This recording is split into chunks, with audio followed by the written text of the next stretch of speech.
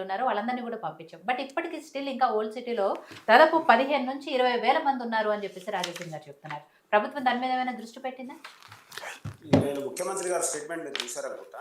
హ్మ్. ముఖ్యమంత్రి గారు చాలా స్ట్రిక్ట్‌గా చెప్పాడు. ఎవ్వరు రోహింగ్యాలు, బంగ్లాదేశ్ వాళ్ళు, పాకిస్తాన్ వాళ్ళు చెప్పి కంట్రీ పేరు చెప్పి కూడా చెప్పడం జరిగింది. హ్మ్. ఎవరున్నా వాళ్ళందరూ కూడా పట్టి లోపటేయాల్సిందే, క్షమించేది లేదని. ఇక 20,000 మంది ఉర్రు, 30,000 ఎవరు లెక్క పెట్టిర్రండి అని ఊరికే మాట్లాడడం కరెక్ట్ కాదు. కానీ డెఫినెట్‌గా దాని మీద అందరం ఒకటైనాం. మళ్ళీ రాజకీయాలు మాట్లాడొద్దు. ఇంతకుముందు సోదరులు మాట్లాడుతూ వాళ్ళు అట్లా మనం ఇప్పుడు అది మాట్లాడుకునే సమయం కాదు. క్లియర్ కట్‌గా కాంగ్రెస్ పార్టీ ఓ స్టాండ్ తీసుకుంది. హ్మ్. మీరున్నటువంటి కేంద్రంలో ఉన్నటువంటి ప్రభుత్వం ఏ నిర్ణయం తీసుకున్నా అపోజిషన్ పార్టీగా మేము మద్దతు ఇస్తాం. మీరు ఏ నిర్ణయం తీసుకున్నా మద్దతు ఇస్తాం అని చెప్పారు. ఇట్లా చేయమని చెప్పరు కదా! అవును. అవును. ఇప్పుడు హ్మ్. మిలిటరీ వాళ్ళకి ఎవరికైనా కూడా త్రివిధ దళాలకి మీరు ఇట్లా చెయ్యండి అని హ్మ్. మనం సలహాలు సూచనలు ఇయ్యలేము. హ్మ్. వాళ్ళ సిచ్యువేషన్ బట్టి టైముని బట్టి ఎట్లా చేయాలని చేసుకుంటారు. కానీ మీరు ఇట్లనే చేయాలని ఎట్లా చెప్తాం మనం చెప్పాం కదా! హ్మ్. దీన్ని మనము రాజకీయం చేసి మాట్లాడొద్దు. ఇది మన ప్రజలకు అందరికీ సంబంధించిన విషయం ఇది. ఒక వ్యక్తికో, ఒక కులానికో, ఒక మతానికో కాదు. హ్మ్. భారతదేశం అంతా కూడా ఏకతాటిపై నిలబడ్డది. ఒకటి ఈరోజు పాకిస్తాన్ వాళ్ళ మీద మనం చెప్తున్నాం. వాళ్ళు ఏదో తవ్వకొస్తారు, వాళ్ళు ఇట్లా అవుతారని. ఇంత జరిగినాక కూడా ఈరోజు చనిపోయినటువంటి ఉగ్రవాదులకు అధికారిక లాంఛనాలతో వాళ్ళ యొక్క తావులకు అటెండ్ అయ్యారు వాళ్ళు మిలిటరీ కూడా. హ్మ్. ఎంత సిగ్గుచేటైన విషయం అవును. చెప్పండి. ఇంత జరుగుతుంది, ఇంత జరిగింది. చనిపోయిన వాళ్ళు ఉగ్రవాదులని ప్రపంచమంతా చెప్తా ఉంది. మనం చెప్తా ఉన్నాము. అయినా ఇవాళ అధికార లాంఛనాలతో వాళ్ళ యొక్క శవాలకు ఈరోజు అధికార లాంఛనాలతో వాళ్ళ క్రిమేషన్ జరిగింది. హ్మ్. పైగా ఏడుస్తున్నారు వాళ్ళ శవాల దగ్గర. ఆ! హ్మ్. దగ్గర. అదే నేనేమంటున్నా అంటే, ఆ! ఇప్పుడు మనము అది గాదు. మనం అది జేసినామో, ఇది జేసినామో, నీళ్లు బంద్ చేసినామో చేయాల్సిందే కాదనట్లే. కానీ ఏది జేసినా వాళ్ళు కుక్క తోక వంకర. అంతే. మనం చేసినంత మాత్రాన వాళ్ళేదో వచ్చేసి తోవకొచ్చి మన కాళ్ళ బేరానికి వస్తారనుకోవడం తప్పు. హ్మ్. అక్కడ తిరగబడాల్సింది ప్రజలు. అక్కడ తిరగబడాల్సింది మిలిటరీ. వీళ్ళు చేసే ఒక వందల మంది ఉగ్రవాదులు వేల లక్షలలో కోట్లలో ఏమి లేరు. ఉగ్రవాదులు ఉండేది వేలలోనే ఉన్నారు. ఆ వందలాలోనే ఉండొచ్చు. వాళ్ళొక్కరి కోసం దేశం నష్టపోతుంది. ఇంతకుముందు సోదరుడు చెప్పినట్టు విదేశాలలో కూడా పాస్‌పోర్ట్ ఇయ్యనటువంటి పరిస్థితి ఉంది వాళ్ళకు. వాళ్ళకు ఎలాంటి వీసా ఇయ్యనటువంటి పరిస్థితి ఉంది. ఉద్యోగాలు ఇచ్చే పరిస్థితి లేదు. హ్మ్. నేను దుబాయ్‌కెళ్ళి నేను చూసినా నేను. ఏ డ్రైవర్‌లైనా వాళ్ళైనా కనీసం అక్కడ సంపాదించుకొని వాళ్ళ భార్య పిల్లల కోసం ఇంటికి డబ్బులు పంపిస్తా ఉంటారు వాళ్ళు. వాళ్ళు కష్టపడి అక్కడ. పని చేస్తా ఉంటారు. లేబర్ పని చేస్తా ఉంటారు. కానీ ఈరోజు భారతదేశం బ్రహ్మాండంగా డెవలప్ అయినటువంటి కంట్రీ. ప్రపంచంతో పోటీ పడుతున్నాం మనము. అక్కడ పిచ్చి కుక్కలండి. పిచ్చి కుక్కకు ఎవరిని కరుస్తుంది? ఓనరా? వాడు మనోడా? మనకు ఫుడ్ పెడుతుండా? అని ఆలోచించదు పిచ్చి కుక్క. హ్మ్. పిచ్చి కుక్క ఏం చేస్తదది? ఎవరినైనా కరుస్తదది. ఫుడ్ పెట్టినోడు అదే మన అవును. పెంపుడు కుక్క ఒక రకంగా ఉంటది. హ్మ్. మనం చూడకుండా దాన్ని తొక్కినా మనల్ని కరవదది. బాధపడదు తప్ప కరవది. కానీ వాళ్ళు పిచ్చి కుక్క లాంటి మనుషులు వాళ్ళు. అక్కడ రావాల్సింది, తేవాల్సింది, వాళ్ళని తోవకు తెచ్చుకోవాల్సింది, వాళ్ళ దేశం బాగుపడాలంటే ప్రజల తిరుగుబాటు రావాలి, సైనిక తిరుగుబాటు రావాలి. మన బతుకు మనం చూసుకుందాం. మనం ఆల్రెడీ అయిపోయింది. మనం తినడానికి తిండి లేదు. మన పిల్లలేంది, మన భార్య పిల్లలేంది, మన దేశం ఏందని ఆలోచించుకునే శక్తి వాళ్ళ లోపల తెచ్చుకోవాలి. అప్పటి వరకు అన్ని రకాల స్ట్రైకులు చేయాల్సిందే.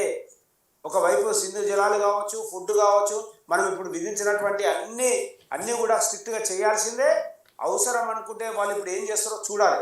చూసిన తర్వాత డెఫినెట్‌గా ఎలాంటి యాక్షన్ కేంద్ర ప్రభుత్వం తీసుకున్నా, త్రివిధ దళాలు తీసుకున్నా 100% ప్రతి ఒక్క భారతీయుడు హర్షిస్తారు. ప్రతి ఒక్క భారతీయుడు ఎలాంటి మనకు డ్యామేజ్ జరిగినా, ఒక యుద్ధం జరిగిందంటే వాళ్ళకి ₹100 జరగవచ్చు. మనకు ₹10, ₹50, ₹20 మనకు జరుగుతుంది. జరగదని ఏం కాదు. కానీ ప్రతి ఒక్కడు ఈరోజు మోయడానికి సిద్ధమయ్యాడు. ప్రతి భారతీయుడు దాన్ని భరించడానికి సిద్ధమయ్యాడు. ఒక కూలీ నుంచి మొదలుపెడితే మీది వాళ్ళ దాకా ఉన్న వాళ్ళందరూ కూడా దాన్ని భరించడానికి సిద్ధమయ్యారు ప్రతి భారతీయుడు. కాబట్టి రాజకీయాలు మాట్లాడకుండా, వ్యక్తుల గురించి మాట్లాడకుండా మనకు ఒకటే టార్గెట్. భారతదేశ ప్రజలందరూ ఏకతాటి మీద ఉన్నారు. పార్టీలకు సంబంధం లేదు. ఆనాడు నుంచి ఈ రోజు దాకా కూడా పార్టీలకు సంబంధం లేదు. డెఫినెట్‌గా ప్రతి భారతీయుడు ఈరోజు త్రివిధ దళాలకు అండగా నిలబడ్డారు. వాళ్ళు ఏ డిసిషన్ తీసుకున్నా మేమందరం కూడా కట్టుబడి ఉంటామని ముక్త కంఠంతో అందరూ కూడా నినదిస్తా ఉన్నారు. రైట్.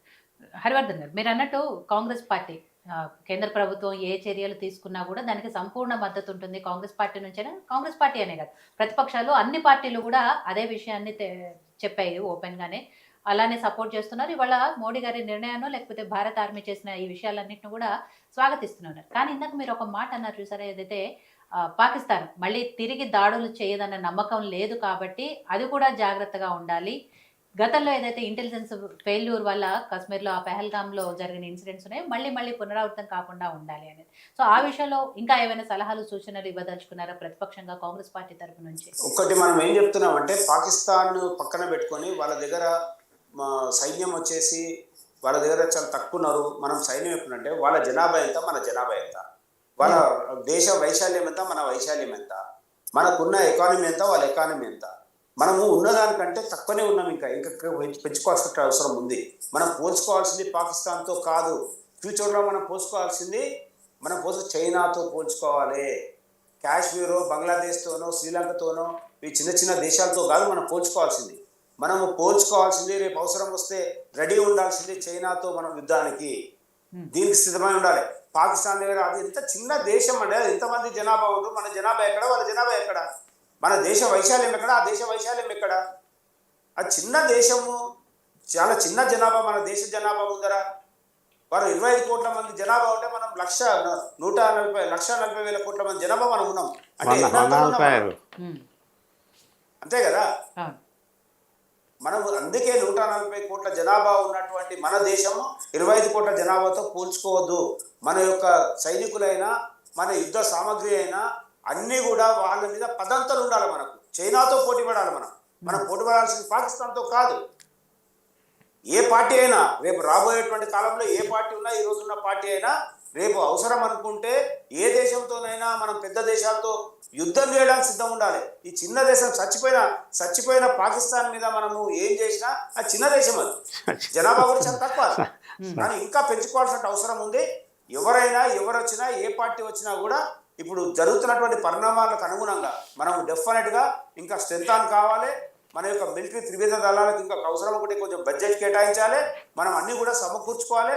మనం మేక్ ఇన్ ఇండియా, మన ఇండియాలోనే మనం తయారు చేసుకుంటే మనకు అన్నీ కూడా మనకు తక్కువ తయారవుతాయి. ఇంకా మనం టెక్నాలజీ పెంచుకొని మనం తయారు చేసుకొని యుద్ధ విమానాలు కావచ్చు, యుద్ధ సామాగ్రి కావచ్చు, మనము స్వచ్ఛందంగా మనమే తయారు చేసుకుంటే మనకు 100 రూపాయలు ఖర్చు అయ్యే చోట మనకు 25 రూపాయల్లో మనకు అయిపోతుంది. మనం ఒక్కటి చోట 4 కూడా తీసుకునేటువంటి పరిస్థితి ఉంటుంది. దీన్ని డెఫినెట్గా భారతదేశంలో ఉన్నటువంటి ప్రతి రాజకీయ పార్టీ కానీ ప్రతి నాయకుడు దీన్ని గమనించాలని. పాకిస్తాన్ దగ్గర ఇంతుంది, మన దగ్గర ఇంతుందని చెప్పుకుంటే వాళ్ళకి చిగ్గు చేయటండి. అది మాట్లాడాల్సిన అవసరం లేదు. అది చాలా చిన్న దేశం, తిండికి లేనటువంటి దేశం, కొట్లాడేటువంటి శక్తి లేనటువంటి దేశం. అది మనం పోల్చుకోవాల్సింది చైనా లాంటి దేశంతో మనం పోల్చుకోవాలి తప్ప వీళ్ళతో పోల్చుకోవాల్సిన అవసరం లేదు. అది పోల్చుకోవడం కాదు. వాడు మన సైన్యాన్ని చూసి వాడు భయపడాల్సింది లేదు, భయపడతలేడు కదా ఆడ. వాడు అనుకంటే పాకిస్తాన్ ఎన్ని రేట్లు ఉన్నామన్నది కూడా మనకి. వాడు పిచ్చి కుక్కలు ఏమంటున్నా, వాడు ఏమంటుండు, వాడు మనతో ఫైట్ చేస్తా అంటలేడు, అనుభవం చేస్తా అంటున్నాడు. అది వాడు భయపడేది మా శక్తి ఉంది, నేను కూలుస్తా, లేకపోతే నా దగ్గర బాంబులు. వాడు అనుభవంతో భయపెడుతున్నాడు తప్ప వాడు ఏదో మనతో యుద్ధం చేసి కొట్లాడతాను ఎప్పుడు మాట్లాడతలేడు. వాడు ఎప్పుడు మాట్లాడినా ఏం మాట్లాడతాడు వాడు? నా దగ్గర అణ్వాయుధాలు ఉన్నాయి, నేను అవసరం అనుకుంటే మేము పోయినా పర్లేదు కానీ మిమ్మల్ని మా ఎంబడి తీసుకుపోతాం అంటున్నారు భారతదేశంలో. అంతే, వాడు ఎప్పుడు యుద్ధం అంతే. అదే ఇప్పుడు అణ్వాయుధాలు పెంచి పోషించుకున్నది వాడు ఏ పీరియడ్లా? ఇప్పుడు వాడిని మనం పక్క దేశమే కదా, మనం ఏం చేస్తున్నాము? ఇన్నేం లేని కనుమూసుకున్నాం కదా. అమెరికాకు అవసరం ఉంది కాబట్టి ఆఫ్ఘనిస్తాన్ వాటిని వేరే మన ముస్లిం కంట్రీస్ కొట్టాలి కాబట్టి అమెరికా పెంచి పోషించింది ఆ రోజు నుంచి కూడా. ఈ రోజు అమెరికాకు వాళ్ళతో అవసరం లేదు కాబట్టి అమెరికా తప్పుకుంది. ఈరోజు అమెరికా పెంచి పోషించినటువంటి పాకిస్తానే వాళ్ళకి సెట్ అయింది. మనకు కళ్ళం కూడా కనిపించేదే కదా. భారతదేశం ఎప్పుడు కూడా పాకిస్తాన్ పెంచి పోషించలేదు. ఆ రోజు నుంచి కూడా మనం కొట్లాడుతూనే ఉన్నాం. స్వతంత్రం వచ్చిన తర్వాత, విడిపోయిన తర్వాత కూడా మనం వాళ్ళతో ఫైట్ చేస్తూనే ఉన్నాం. కానీ ఆనాడు మనకు సపోర్ట్గా ఉంది ఒక రష్యా మాత్రమే. ఆ రోజు అన్ని ఇంగ్లీష్ రాష్ట్రాలు కంట్రీలు అన్నీ కూడా పాకిస్తాన్కే మద్దతుగా ఉండే. ఈ రోజు అన్ని తప్పుకున్నాయి. ఈరోజు ఎందుకంటే వాళ్ళ అవసరం తీరిపోయింది. వాళ్ళు ఏం చేయాలో వాళ్ళని చేసేసుకుని అయిపోయింది. వాళ్ళతో అవసరం లేదు. ఈరోజు పాకిస్తాన్తో అమెరికా కానీ వేరే కంట్రీలకు ఎవరికి అవసరం లేదు. కానీ వాళ్ళ అవసరం ఉన్న రోజులు వాళ్ళు వాడుకున్నారు. రైట్.